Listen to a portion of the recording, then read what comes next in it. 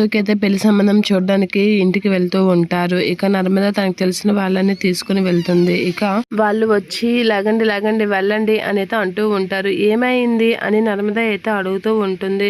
ఊరు పేరు లేని వాడికి నా కూతుర్ని ఇవ్వాలా అని చెప్పి అతనైతే అంటూ ఉంటాడు. ఆ మాటలకి సాగర్ వీళ్ళైతే చాలా కోపంతో రగిలిపోతూ ఉంటారు.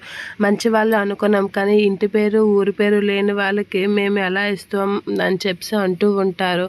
అలా అనేసరికి ఒకసారిగా రామరాజు అయితే షాక్ అయ్యి అక్కడి నుంచి అయితే తలదించుకొని వెళ్ళిపోతూ ఉంటాడు. అది కాదండి అని వేదవతి చెప్పబోతూ ఉంటుంది. ఇంకేం మాట్లాడకు బుజ్జమ్మ పద అని చెప్పి వెళ్ళిపోతూ ఉంటారు. అలా అక్కడి నుంచి వెళ్ళిపోగానే ఛీ అని అంటూ ఉంటుంది నర్మద. ఏం కూసావే అని సాగర్ అయితే నర్మద మీదకి చెయ్యి ఎత్తిపోయేసరికి రామరాజు ఎత్తే గసురుతూ ఉంటాడు.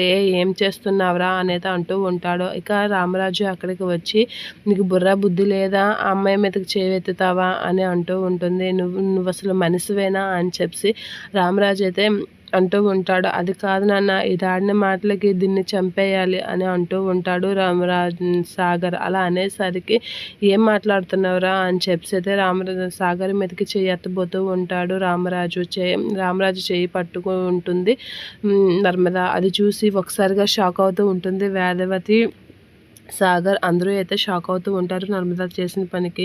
ఇక రామరాజు కూడా షాక్ అవుతూ ఉంటాడు. అలా షాక్ అయ్యి అలా చూస్తూ ఉండిపోతాడు. రామరాజు అలా చూసుకొని ఉండిపోతాడు నర్మదని.